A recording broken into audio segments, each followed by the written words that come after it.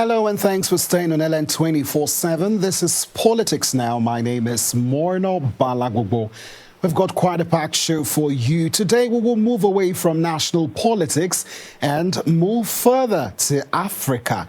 We'll be starting with Ghana, and our focus is on the agenda for Ghana's new president. Let's give you a rundown of our talking points. First, we'll look at Mahamma's economic reset, projections and expectations.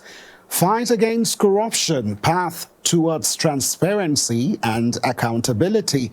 Then a look at Ghana's role in strengthening ECOWAS region. Joining us today is someone who is not so familiar, Fidel Amakie Owusu, an international relations expert. Fidel is a geopolitical and security advisor at the Riley Risk International. He served as special assistant to Mahamma, former Vice President of Ghana and now President of Ghana, of course, as a research and personal assistant at the Office of the President of Ghana.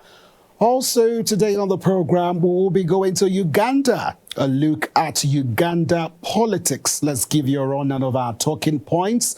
First, we'll look at the lingering clampdown on opposition, and 2026 polls matters are rising. We've got our friend, of course, who is not a newcomer to politics now, Henry A. Muguzi. He is a governance expert, the executive director at Alliance for Finance Monitoring, overall coordinator of the African Election Observers Network. We'll take a quick breather. When we come back, we'll break everything down for you before the conversation begins. Stay with us.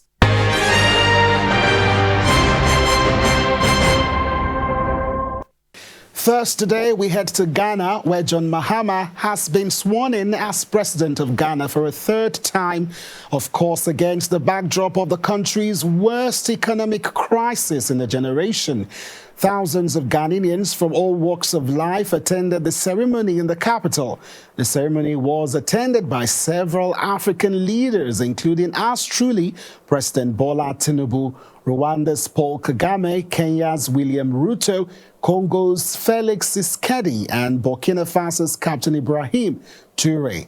Mahamma, 66, who was previously Ghana's president between July 2012 and January 2017, replaces President Nana Akufo-Addo. In his address, he said that he will focus on economic restoration and stabilization of the macroeconomic environment, pledging to establish a fair and transparent tax system to stimulate growth as well as on good governance and fight against corruption. Mahamma also said his new economic model would be anchored in agriculture and agribusiness and would provide jobs for young people. In his words, he says, we will create decent and well-paying jobs, stimulate local industry and attract foreign investments. Now, analysts and supporters of Mahamma's National Democratic Congress NDC party see his two-thirds majority in parliament as a strong mandate to take tough decisions and implement credible policies to improve livelihoods and regain investor confidence. The country of almost 33 million people is Africa's top gold exporter and the world's second largest cocoa producer. Let's give you a rundown of some of the challenges that the new president of Ghana is facing. We've got the infographics for you. First, ongoing bailout from the International Monetary Fund and a sovereign debt default. Also, entrenched corruption, an issue that has fueled distrust in Ghana's political system. Also, looming power crisis, which analysts say will pose an early challenge, with preliminary estimates showing arrears to service providers in excess of almost $2.5 billion. That's right. Also, high inflation and exchange rate challenges that are squeezing the incomes of ordinary Ghanaians. Inflation rose for the third month in a row in November to 23.0%, boosted by surges in food prices. So now that he is in office, let's take a look at some of his key priorities. He says economic restoration and stabilization, improvement of and the business and investment environment, governance and constitutional reforms, and finally, accountability and the fight against corruption. Our guest joins us right away from Ghana. Thank you so much, Fidel Amaki, for being with us once again, and Happy New Year to you. Thank you very much for this opportunity. Many happy returns. We wish the best for Africa and the rest of the world. Peace and prosperity.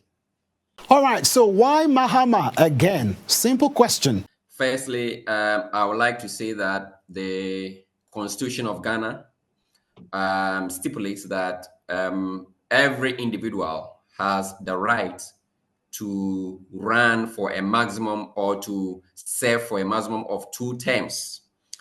That 2 terms could be consecutive or intermittent. That is, you could serve it continuously, as the president who just ended his tenure yesterday did, or you could serve your first term, and if you lose the subsequent elections, you could still stage a comeback. And that is what Mr. Mahamma did yesterday.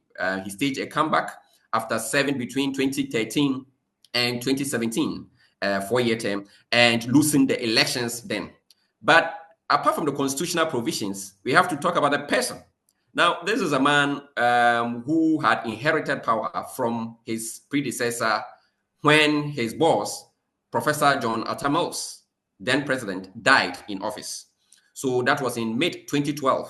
So he took over, and after taking over, he continued the policies of the good old professor and initiated some very important policies like massive infrastructure development in Ghana, major reforms in economic institutions, and other social reforms that really benefited the country. For instance, he set out to build about 200 senior high schools, 200 new senior high schools, apart from revamping or renovating existing ones. So these are some of the policies that gave tangible reason for Ghanaians to bring him back. Because everywhere that you went across the country, you saw his handiwork in the form of infrastructure or some policies that the people are still benefiting from. Thank you. Fidel, your president has a huge task ahead of him. I mean, he's someone that you served under as a special advisor and research assistant at the office of the president in Ghana. He's talked about an economic reset focused on agriculture and agribusiness. How does he intend to achieve this? When he was leaving office, a dollar was to 3.8, or let's say 4 Ghana cedis. So if you were changing dollar into cedis, you needed 4 Ghana cedis to be satisfied. Currently, we are hovering close to 15, 14, and then 15 cedis per dollar. Now, this shows a retrogression or a bad economic management over the past 8 years. Again, we've had major inflation. The inflation is now hovering above 20%. Months ago, we were around 40 to 50. So you look at all that, and then you realize that there's been a lot of challenges, or there have been a lot of economic backpedaling in the last 8 years, especially in the last 4 years, when the international environment and other bad domestic policies. For instance, huge government. The outgoing president appointed about 120 ministers for a country like Ghana. 120 ministers. It was too huge. Now, running that huge government meant that government was spending above what it could.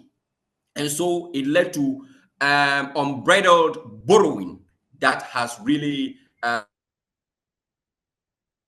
disturbed the country and disrupted the kind of economic foundation that was laid before the assumption of office of the president whose tenure just ended. And these issues has raised a lot of governance questions to politicians in general, with the current president included. And as part of his promises, he's saying that he is not going to appoint more than 60 ministers. So he must walk a fine line between satisfying politicians or his party people who want appointment and sticking to his promise of keeping a lean government in order to save money. So that is very important. So on the agriculture side, yes, Ghana, like Nigeria, is an agrarian country. Majority of the people are employed in the agriculture sector. If you want that country to be stable, if you want that country to be economically positive or grow, then you need to look at that sector, agriculture. So second producer of cocoa worldwide, you need to revamp that sector. The provision of fertilizer. Under John Mahamma, he was providing free fertilizer to farmers under his first tenure. Later, this fertilizer came to be sold by the previous government to the farmers, and some could not afford.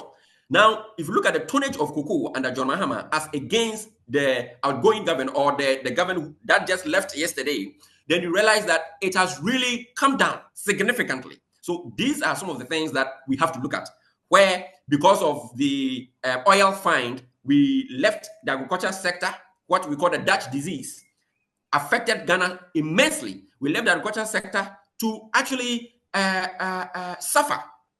And we need to go back. And as a farmer himself, I think that he has what it takes to make sure that there are very important reforms that revamps the agriculture sector in Ghana for overall development. So let's take a look at the last administration. How bad did they do with foreign investors, and how has that stimulated excitement now that Mahamma is, of course, back in power? Yesterday's ceremony or inauguration was unique in different ways. One, it has been one of the largest convergence of international leaders in recent times. About 24 African leaders showed up. Former leaders, heads of government and heads of states, international organization representatives. In fact, it was so huge.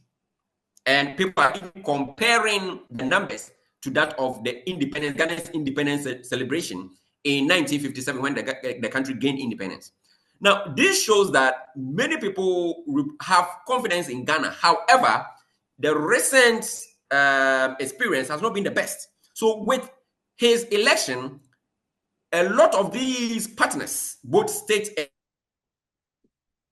and non-state actors and international organizations, are reposing or renewing their confidence they have in the country. So we are currently under the IMF, and the current president has promised to renegotiate the terms and conditions of the IMF deal that we are currently under.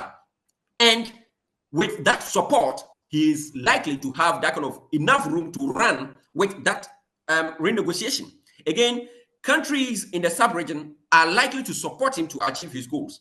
For instance, it just came out that Ghana's oil, bulk oil supply or the reserve is less than 2 days. It means after 2 days, Ghana is likely to face fuel crisis. It means the previous government did not leave any buffer behind or any stock behind. So it means that the neighboring Nigeria and other countries could come to the aid of the country. And with His Excellency Tinubu being the guest speaker or the guest of honor in this particular inauguration, I think, and his promise that he's willing to support Ghana in every way that he could, means that the new leader has the support of the international community to reform, revamp, and to look at many of the things that went wrong in the last 8 years or last 4 years. Thank you. Fidel, I can see you seem excited about President Tinubu's commitment to help Ghana. I'm sure you are aware of our very own share of economic challenges. Do you still think that Tinubu is the right model for Mahamma to follow in terms of the road to economic recovery? Because Nigeria is still reeling under some of the impact of the decisions of our president's economic decisions is still besieging the nation. So what are your thoughts? The APC is a center-left party, just like the NDC, the party that just won Ghana's election. So in Nigeria, we have the PDP, that is center-right, and APC, center-left. And in Ghana, the center-left is NDC, and the MPP, outgoing, or the government that just left office, is center-right. So actually, Mr. Tinubu's or President Tinubu's party, in terms of ideology, is in consonance with what we have in Ghana currently, the NDC. So I think that ideologically, they are likely to work together. But as individuals, mentioning that Mr. Tinubu looks like a capitalist, well, maybe I'll call him a pragmatist. Yes, Mr. Mahamma is also a pragmatist.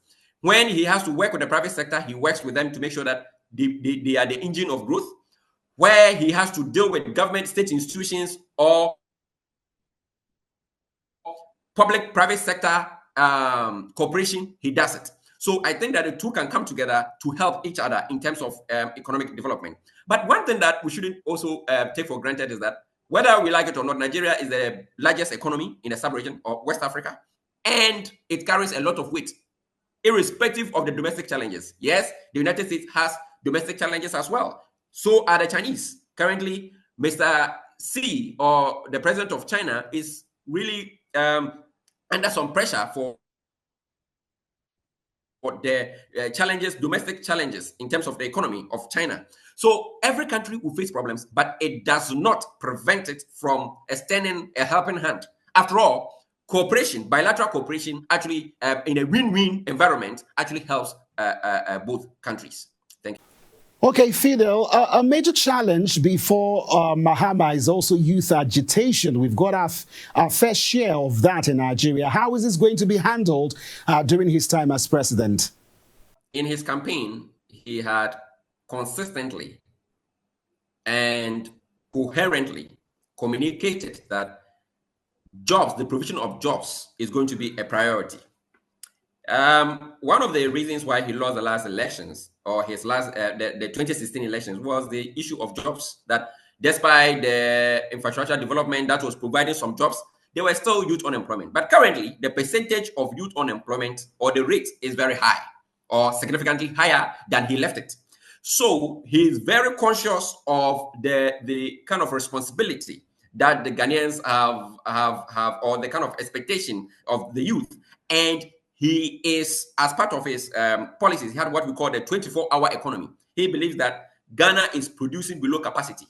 And so the private sector and public sector must come together so that factories can run 24 hours, offices can run 24 hours. And by that, it means that the youth are going to run shift, or jobs are going to be based on shift. And by shift, it means that if it is 8-hour shift, then it means that we are going to have 3 people doing some work that someone did for only 8 hours within the 24 hours. So this policy, and which he has already appointed an advisor for it, is going to be a game changer if it is indeed implemented. And if we talk about advice, the advice is that his promises and his manifesto were very comprehensive and coherent. What he just needs to do is to appoint the right people who would help him implement it for the better of the youth. Because this is a country and a continent with a median age hovering between 19 and 21 years. So it means the majority of the people in this country are youth, 2/3. And so when they are not employed, definitely in the next elections, you are not going to see it so well. So I think that he is conscious of this as a former president. And the positive thing is that as former president, he is not going to be muddling through, because often when people are new in office, the job is new, there's this issue of muddling through, trying to be trial and errors. No, he has been there before, so he's going to hit the ground running. And already he started his appointment even before he was sworn in. And he's given 14 days to appoint all his ministers. And that is unprecedented. And we are looking forward to seeing that. Thank you. Fidel, let's move on now. Let's look at the issue of corruption. How will he tackle this? What did he do during his time as president? What was it like during Ado's time? And what do you think he should do now? There was a policy or a promise that is called oral. It's very popular among Ghanaians, oral. And oral means Operation Return All Loots. So as part of his promise, he said that the outgoing government or the outgone government or officials in the outgone government who were corrupt would have to return the loot. Those blatant deals that were mentioned by civil society organizations, that were exposed by journalists and other interests in the country must be returned. And now Ghanaians are looking forward to seeing that. Now, there's something about him. When he was in government, he was the only president that we've had in the Fourth Republic, or I'm among the few who actually sent his own appointees to court or got his own appointees investigated and prosecuted. So in the past, he did it. And so many people are looking forward to the repetition of saying that, look, Mr. Mahamma in the first 4 years was able to prosecute his own, investigate and prosecute his own appointees. But in the last 8 years, we didn't see that. We had a president who was always ready to defend his appointees. Not long ago, we found that a minister had dollars and pounds, foreign currency, stuck in her bedroom. It was so stacked up that his her maid was stealing this money, and she was not even aware that her maid was stealing. The maid stole so much that she procured or she bought properties. Accidentally, one day, the maid was caught stealing, and the case became a brouhaha, or let's say a cause celebre in Ghana. It was all over the news. What the president, instead of the president allowing independent investigative bodies to do their job, he came out and defended his appointee to the dismay of all. So we don't want a repetition of that. He has finished his tenure, his 8 years, 2 terms, and he's left.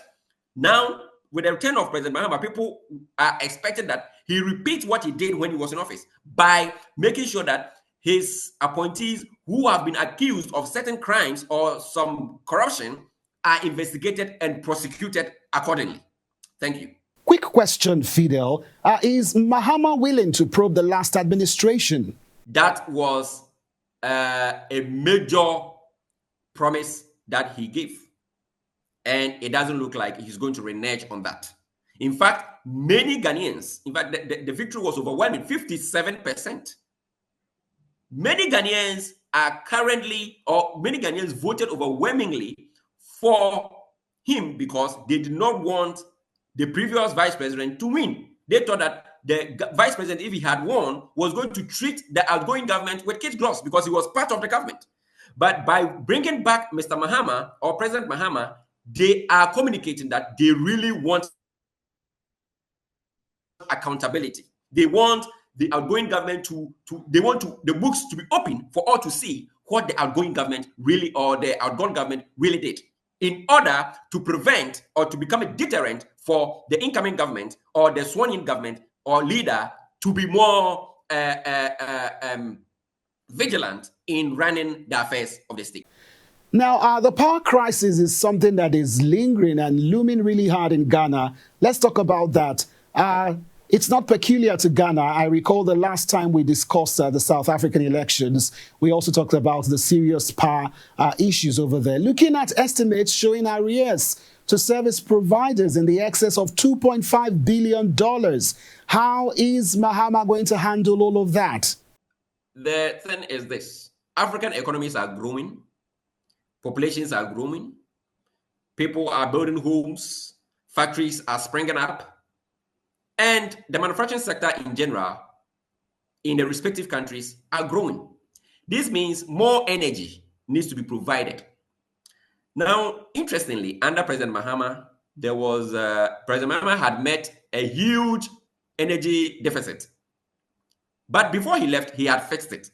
Before he left in 2016, he had fixed it. What we call in Ghana doomsaw, the intermittent power outages and all that, or erratic power supply. Now he resolved the situation. So when this government came, all they needed to do was to keep the system running by providing the necessary funds for the system to run. Currently, as we said,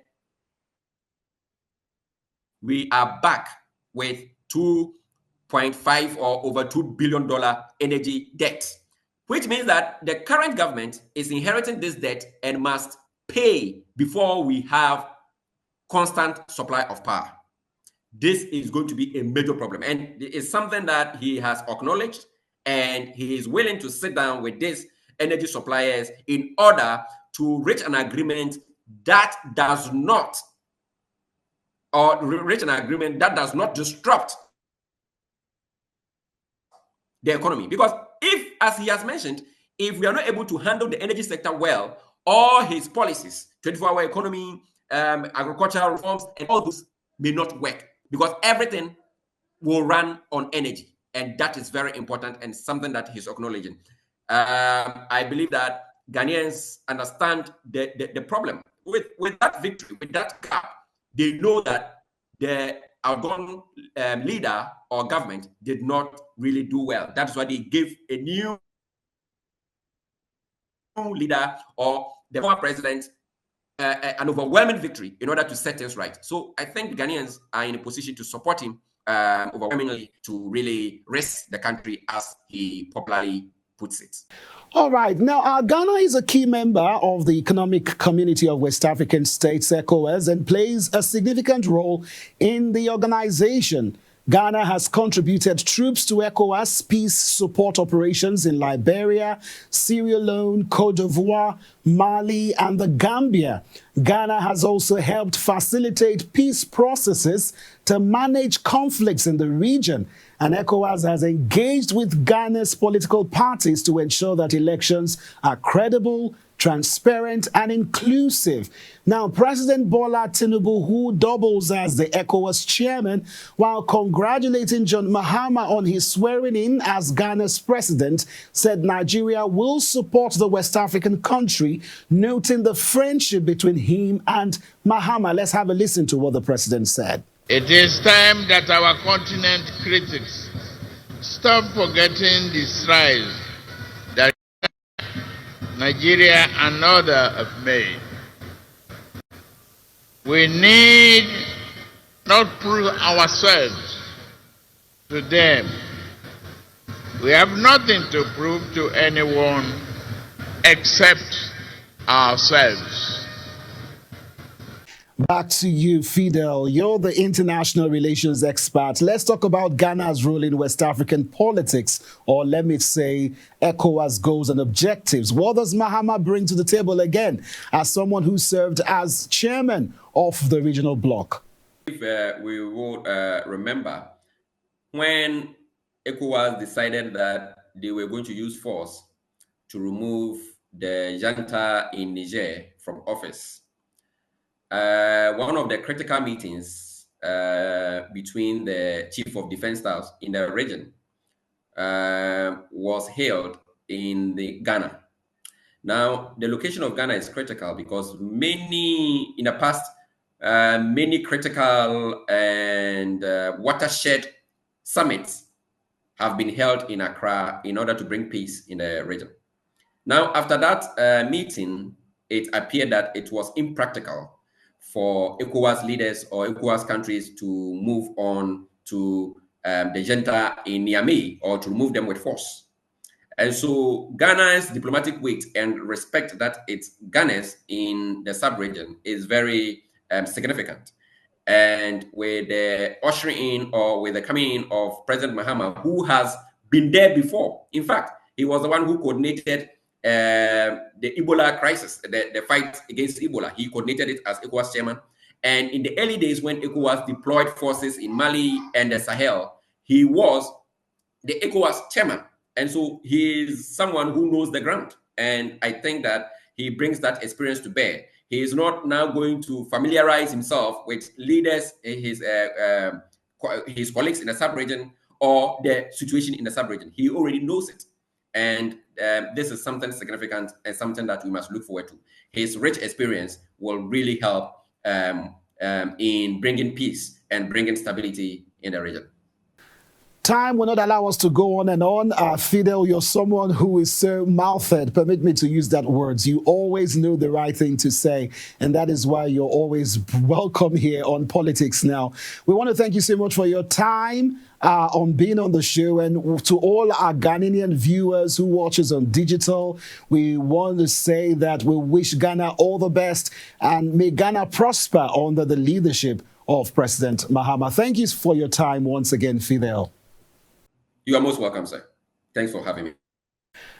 Okay, we'll take a quick breather. When we come back, we'll travel to Uganda this time around to talk about opposition politics and what's going on with the build-up to the 2026 presidential elections, which will happen in January of 2026. We'll be right back. Henry A. Muguzu is standing by to give us all the details. To stay with us. What makes the political system what it is today? What are the recurring issues? Order. The tussle for power.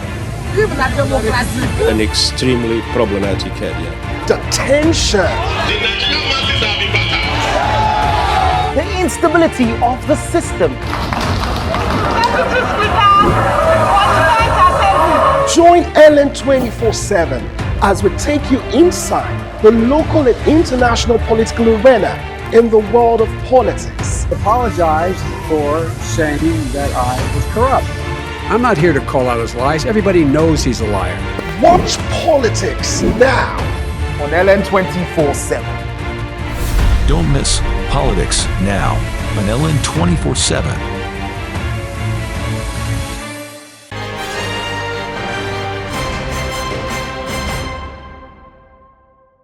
Many thanks for being with us. We'll begin right now from Uganda, where the military court resumed the trial of abducted veteran opposition figure Kizza Besigye on Tuesday, with one of his defense lawyers taken into custody and detained for 9 months.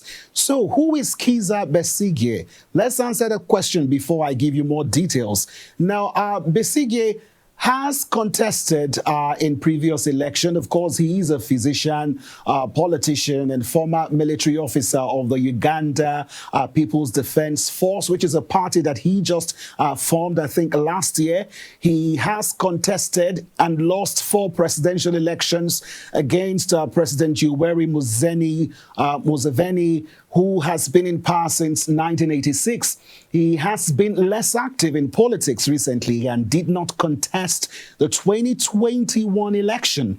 And earlier this year, he formed a new party, the People's Front for Freedom, PFF. Besigye has been on trial many times in Uganda.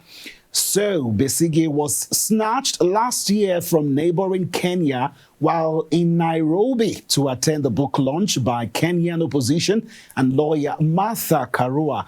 According to his spouse and rights groups, he has been accused of possessing weapons and other offenses in a military court. He appeared in court alongside his co-accused Obied Lutel and accompanied by his lead lawyer Karua, following Uganda's decision to grant her a temporary practicing license. I mean, there's just a whole lot of drama going on regarding some of these defense counsel. But Besigye was once President Yoweri Museveni's trusted personal physician, but has been repeatedly targeted by authorities since falling out with the president in the late 1990s and running unsuccessfully against him in 4 elections. The trial also comes as Museveni announced an election roadmap for the polls expected in early 2026, setting out in a statement that voter registration will begin on Tuesday.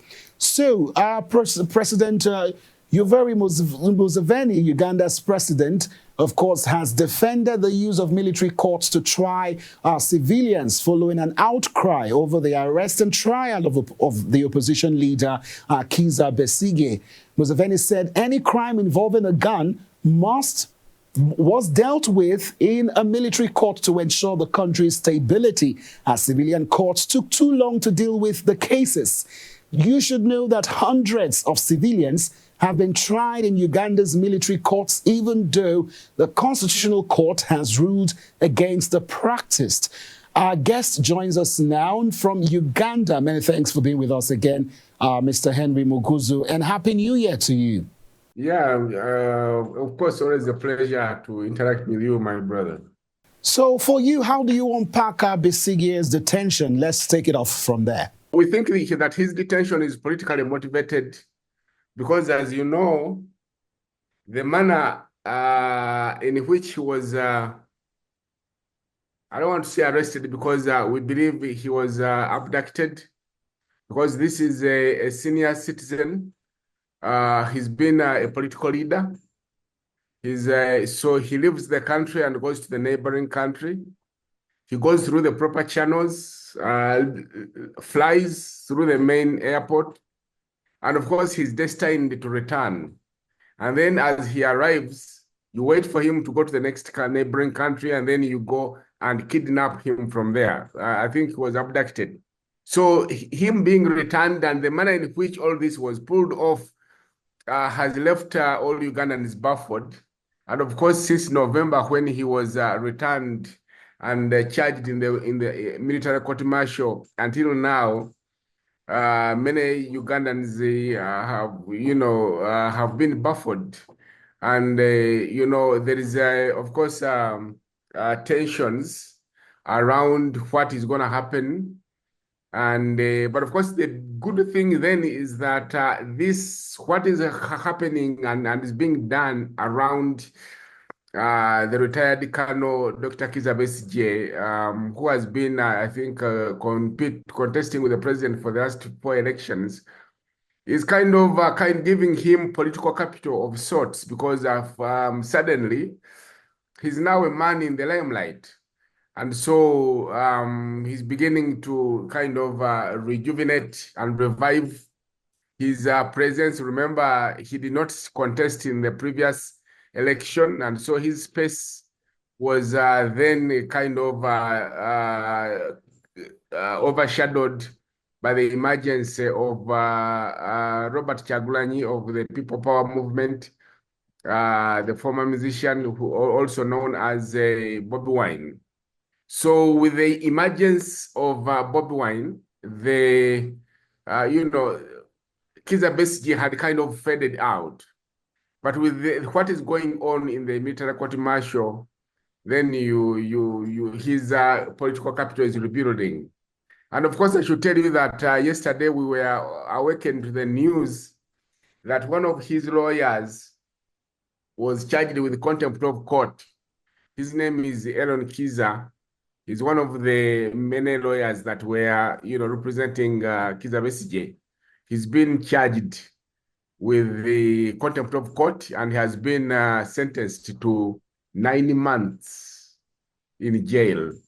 So these are some of the things that are very erratic, that are showing that at this the level of abuse of the rule of law, but also the abuse of human rights in Uganda is not about to go down. If anything, it is only escalating. We do not know what will happen, because sometimes the signs like these can emerge when they are pointing to a bigger event to happen. So the future, the political future of the country Uganda remains pretty much in darkness. We do not know whether what else is going to happen. We do not know who else is going to be, charged, arrested and charged. And we do not know what else the party in power has up its sleeves. Interesting. Quite a lot of thoughts you've shared with us, but I want you to bring in the Kenyan conversation in all of this. I mean, there's been speculations, I won't call them speculations now, allegations of Kenya's involvement with this abduction. Now, the Kenyan government has clearly denied this, but what are your thoughts? The Kenyan government was a participant in the abduction, of retired Colonel Kizza Besigye, because there is no way that the security apparatus in that country did not know or had not been informed about things like this, because then it would tantamount to a violation of the sovereignty of the country. But also you can see the subsequent behavior of the president, because recently, I think just a week ago, he was in Kenya. He's been participating and attending every event to which the Kenyan President Ruto has invited him to. So you get to see that there is a way in which these two are working together. And so there have been, of course, statements that are also accusing the Kenyan president of doing the same on his people, because there are names that have been, put forward of Kenyans that have been abducted pretty much in the same manner that Kizza Besigye was abducted and taken to places that are yet to be established. So I think these two seem to be one of a kind. And I think the Kenyan President Ruto would look at the autocratic characteristics in the leader of Uganda, and I think may be one that admires some of those. So the region is in a situation that may not have very good, promises for democracy, but one that the citizens will continue to resist. And of course, the Kenyan citizens have resisted many of these, maneuvers, and they will continue to do so. And of course, I hope that Ugandan citizens across the border will then be having a thing or two to learn from how the Kenyans are holding their leadership to account. So let's go to the accusations from the military court, from Museveni's government, saying that Besigye was possessing weapons. So why is he being tried by a military court? I don't know if you could help us, make us understand rather what is going on, because, the gun was in Kenya, so he was not really in Uganda. So how does that make sense? That has been the bone of contention. We have a ruling from about 4 or 5 years back. There was an MP that was charged in the military court martial, and after he was acquitted, he appealed in the Constitutional Court. The Constitutional Court did rule that it was illegal and improper for civilians to be charged in the military court tribunal. And so that ruling is there. So the contestation has been on that, the disregard of that Constitutional Court ruling that, set the record clear that civilians should never and can never be charged in the military court. But of course, the government of Mr. Museveni being what it is, they do not listen a lot to what the courts have to say. And of course, recently the president was coming out after he faced a lot of criticism about trying civilians in the military court martial, and he was claiming that it's a consequence of the betrayal he has received from the courts of law, where cases are either delayed or mismanaged. And so he was saying that for cases such as the one they're charging retired Colonel Kizza Besigye with, that one of, I think they called it being a threat to security, because they were claiming that there are certain security information, intelligence information that was being found to be trading with the foreigners, and information that would severely compromise the sovereignty of the country. And so the argument of the president is that if such a case was taken to the civilian court, then there would be procrastinations. They would not be, they would not be handled as they should. But also, his problem with the civilian courts is that of granting bail to the accused. And so, because the president has been a known and pronounced, violator, but also a critique of the principle of being innocent until proven guilty. So because he would like the likes of Kizza Besigye to be kept behind the bars, he knows that the only way that can be ascertained is by charging them in the military tribunal. But of course, the legal team, I know that the Uganda Law Society is also preparing to challenge these actions once again. But again, we have precedents. We have the rule of the Constitutional Court ruling that it is unconstitutional to charge civilians in the military tribunal, and the regime has just blatantly, disregarded this. And so this is what autocrats do, because they disregard everything and they do what they want and get away with everything. So it's not a good situation to be in, my brother. I'm curious to know what your thoughts are on the president's response to the outcry, saying Kizza holding a gun justifies him being tried in a military court. This is someone who was a former military officer. Is he not supposed to be entitled to a gun? Yeah, of course, we are talking about Besigye, who was a bush war fighter. He was the personal doctor to President Museveni when they were fighting that 5-year bush war. But of course, you cannot be a personal doctor to the rebel leader if you're not yourself a fighter. So he's been a fighter himself. He's held the gun. He's actually, as a matter of fact, a colonel in the military. So you don't get the rank of colonel without holding guns. But he has since retired. And of course, the other dynamic that is kind of self-defeating is the argument, the claim, the fact that this gun, the claim he was holding, was an old pistol, but being held in in another country. So if there was any country to charge him with holding guns, then it should be the Kenyan law. Why? How does Uganda get jurisdiction to go and charge citizens of crimes that have been committed in another country, if anything? But we also know that this is a trumped-up charge. It is not the first time, though, that such charges are being trumped up. I remember that his recent while political rival Bobby Wine, when his star was beginning to rise, I remember he was, there were two guns, SMG, I think they were AK-47, those Russian type that were paraded in the military court martial. The claim was that he was found with these, but eventually they could not, adduce the necessary evidence that he actually acquired them. And why would Besigye, if he wanted to have a gun, why would he go for an old pistol?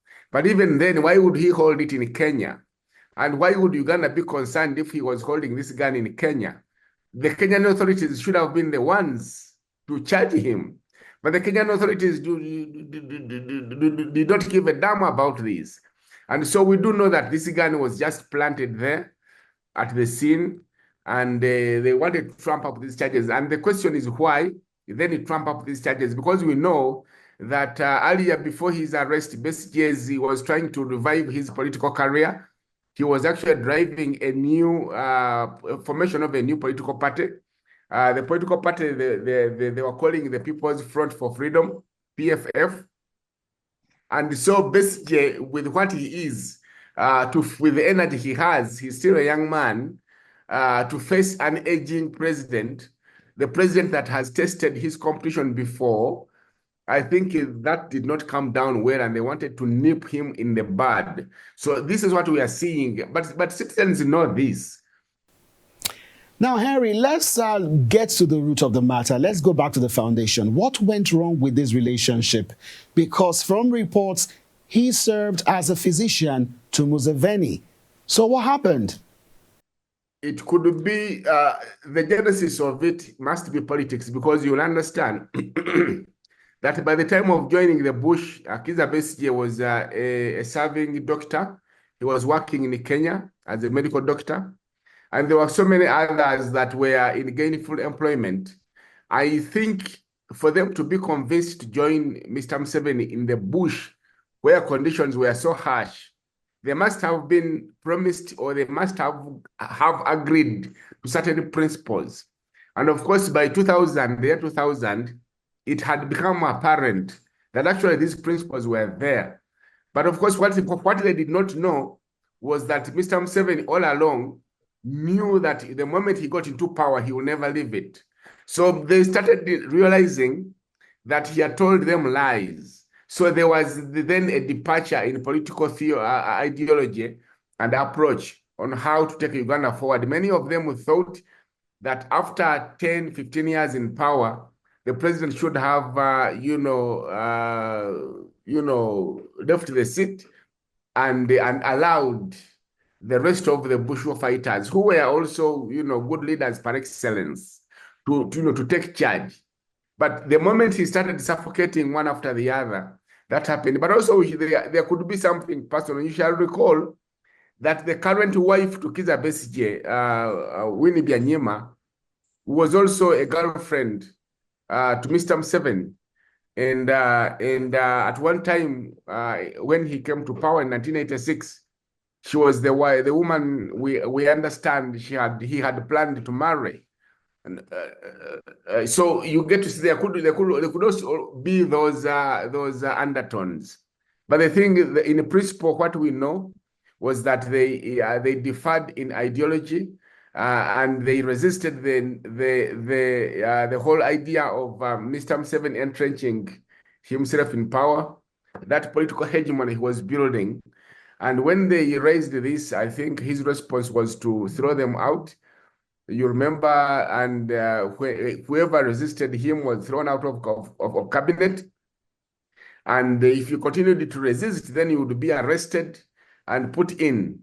And so this treatment kept, disenfranchising and alienating the former political leaders, so the former bourgeois fighters. So this is what we are living with. But of course, Besigye as an individual, having been closest to Mr. Museveni, I think he also has personal issues. I think he understands this man, and he believes that he has to be stopped. And he thinks that if anybody is to stop this man, it should be himself, the former physician. In all of this, is there really hope for Besigye, Kizza, because of the justice system, not just in Uganda, but in Africa? But I would like for you to share your thoughts with us on the justice system in Uganda and what it's been like for opposing voices over the years. So the justice system is captured. I'll tell you for a fact that I would doubt if you look at that military court martial, for example. First of all, the justice system is bedeviled. The former courts are bedeviled by corruption. That is there. But also those that have been appointed to the highest positions, the Chief Justice and those others that follow him, have been patronized, because these appointments in Uganda are not just, innocent appointments. When you are appointed, you must make sure that you are able to serve the interests of the appointing authority. And so they seem to be captured in a way, which is why if you listen to what the current president of the Uganda Law Society was campaigning for, and his campaign mantra was, on defiance, on bank tables, and so on. So there is that in the civilian courts, but in the military court martial, you would look at all the judges on the military court martial, and you would see that none of them is impartial. All of them are there to serve the interests of Mr. Museveni, and therefore you cannot expect Kizza Besigye to get justice in the military court martial.